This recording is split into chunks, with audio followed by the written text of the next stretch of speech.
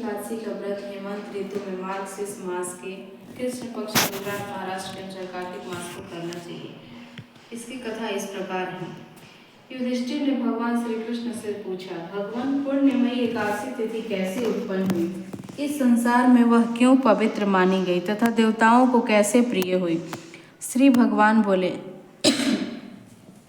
कुंती नंदन, प्राचीन समय की बात है। सतयुग में मूर नामक दानव रहता था। वह बड़ा ही अद्भुत, अत्यंत रौद्र तथा संपूर्ण देवताओं के लिए भयंकर था। उस काल रूपधारी दुरात्मा महासुर ने इंद्र को भी जीत लिया था। संपूर्ण देवता उससे परास्त होकर स्वर्ग से निकाले जा चुके थे और संकित तथा भयभीत होकर पृथ्वी पर विचरा करते थे। एक दिन सब देवता महादेव जी के पास गए। वहां इंद्र ने भगवान शिव के आगे सारा हाल कह सुनाया। इंद्र बोले, महेश्वर, ये देवता स्वर्ग लोक से निकाले जाने के बाद पृथ्वी पर विचर रहे हैं। मनुष्यों के बीच रहना इन्हें शोभा नहीं देता। देव, कोई उपाय बतलाइए, देवता किसका सहारा लें? महादेव जी ने कहा, देवराज, जहाँ सबको शरण देने वाले, सबकी रक्षा में तत्पर रहने वाले जगत के स्वामी भगवान गरुड़ ध्वज विराजमान हैं, वहां जाओ, वे तुम लोगों की रक्षा करेंगे। भगवान श्री कृष्ण कहते हैं, युधिष्ठिर, महादेव जी की यह बात सुनकर परम बुद्धिमान देवराज इंद्र संपूर्ण देवताओं के साथ क्षीर सागर में गए, जहां भगवान गदाधर सो रहे थे। इंद्र ने हाथ जोड़कर उनकी स्तुति की। इंद्र बोले, देव देवेश्वर, आपको नमस्कार है। देव, आप ही पति, आप ही मति, आप ही कर्ता और आप ही कारण हैं। आप ही सब लोगों की माता और आप ही इस जगत के पिता हैं।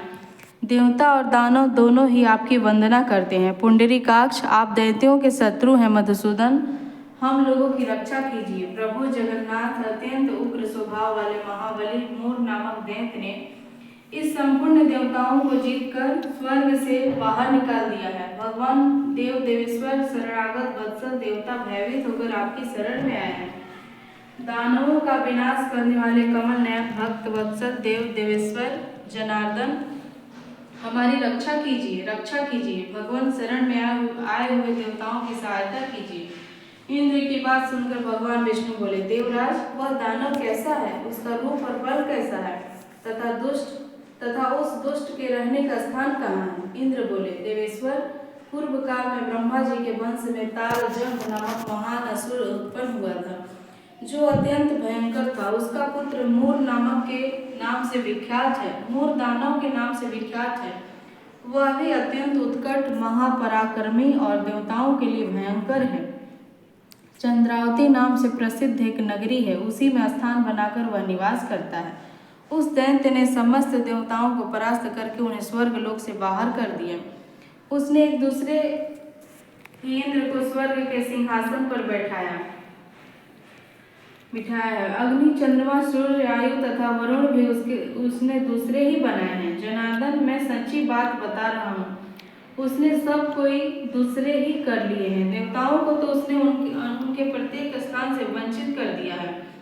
इंद्र की यह बात सुनकर भगवान जनार्दन को बड़ा क्रोध आया। उन्होंने देवताओं को साथ लेकर चंद्रावती नगरी में प्रवेश किया। भगवान गदाधर ने देखा कि दैत्यराज बारंबार गर्जना कर रहा है और उससे परास्त होकर संपूर्ण देवता दसों दिशाओं में भाग रहे हैं। अब वह दानव भगवान विष्णु को देखकर बोला, खड़ा रह, खड़ा रह। उसकी यह ललकार सुनकर भगवान के नेत्र क्रोध से लाल हो गए। वे बोले, अरे दुराचारी दानव, मेरी इन भुजाओं को देख। यह कहकर श्री विष्णु ने अपने दिव्य बाणों से सामने आए हुए दुष्ट दानवों को मारना आरंभ किया। दानव भय से विह्वल हो उठे। पांडु नंदन, तत्पश्चात श्री विष्णु ने दैत्य सेना पर चक्र का प्रहार किया। उससे छिन्न भिन्न होकर सैकड़ों योद्धा मौत के मुंह में चले गए। इसके बाद भगवान मधुसूदन बदरिकाश्रम को चले गए। वहां सिंहावती नाम की गुफा थी, जो 12 योजन लंबी थी। पांडु नंदन, उस गुफा में एक ही दरवाजा था। भगवान विष्णु उसी में सो गए। वह दानव मूर भगवान को मार डालने के उद्योग में उनके पीछे पीछे तो लगा ही था, अतः उसने भी उसी गुफा में प्रवेश किया। वहां भगवान को सोते देख उसे बड़ा हर्ष हुआ। उसने सोचा, यह दानवों को भय देने वाला देवता है। अतः निसंदेह इसे मार डालूंगा। युधिष्ठिर, दानव के इस प्रकार विचार करते ही भगवान विष्णु के शरीर से एक कन्या प्रकट हुई, जो बड़ी ही रूपवती, सौभाग्यशालिनी तथा दिव्य अस्त्र शस्त्रों से सुसज्जित थी। वह भगवान के तेज के अंश से उत्पन्न हुई थी। उसका बल और पराक्रम महान था। युधिष्ठिर, दानव राजमोर ने उस कन्या को देखा। कन्या ने युद्ध का विचार करके दानव के साथ युद्ध के लिए याचना की। युद्ध छिड़ गया। कन्या सब प्रकार की युद्ध कला में निपुण थी। वह मूर नामक महान असुर उसके हुंकार मात्र से राख का ढेर हो गया। दानव के मारे जाने पर भगवान जाग उठे। उन्होंने दानव को धरती पर इस प्रकार निष्प्राण पड़ा देख कन्या से पूछा, मेरा यह शत्रु अत्यंत उग्र और भयंकर था, किसने इसका वध किया है? कन्या बोली, स्वामिन, आपके ही प्रसाद से मैंने इस महादैत्य का वध किया है। श्री भगवान ने कहा, कल्याणी, तुम्हारे इस कर्म से तीनों लोकों के मुनि और देवता आनंदित हुए हैं। अतः तुम्हारे मन में जैसी इच्छा हो उसके अनुसार मुझसे कुछ वर मांग लो। देव दुर्लभ होने पर भी वह वर तुम्हें दूंगा, इसमें तनिक भी संदेह नहीं है। वह कन्या साक्षात एकादशी ही थी। उसने कहा, प्रभु, यदि आप प्रसन्न हैं तो मैं आपकी कृपा से सब तीर्थों में प्रधान, समस्त विघ्नों का नाश करने वाली तथा सब प्रकार की सिद्धि देने वाली देवी हूँ। जनार्दन, जो लोग आप में भक्ति रखते हुए मेरे दिन को उपवास करेंगे उन्हें सब प्रकार की सिद्धि प्राप्त हो। माधव, जो लोग उपवास भक्त भोजन अथवा एक मुक्त करके मेरे व्रत का पालन करें उन्हें आप धन, धर्म और मोक्ष प्रदान कीजिए। श्री विष्णु बोले, कल्याणी, तुम जो कुछ कहती हो वह सब पूर्ण होगा। भगवान श्री कृष्ण कहते हैं, युधिष्ठिर, ऐसा वर पाकर महाव्रता एकादशी बहुत प्रसन्न हुई। दोनों पक्षों की एकादशी समान रूप से कल्याण करने वाली है।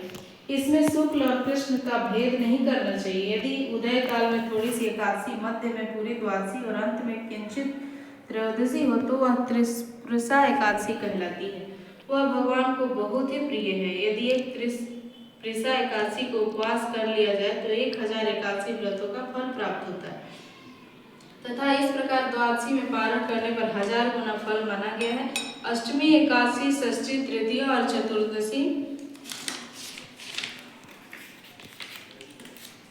ये यदि पूर्व तिथि से विद्ध हो तो उनमें व्रत नहीं करना चाहिए। परिवर्तनी तिथि से युक्त होने पर ही इनमें उपवास का विधान है। पहले दिन में और रात में भी एकादशी हो तथा दूसरे दिन केवल प्रातः काल एक दंड एकादशी रहे तो पहली तिथि का परित्याग करके दूसरे दिन की द्वादशी युक्त एकादशी को ही उपवास करना चाहिए।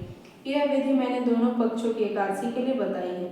जो मनुष्य एकादशी को उपवास करता है वह वैकुंठ धाम में जाता है, जहाँ साक्षात भगवान गरुड़ ध्वज विराजमान रहते हैं।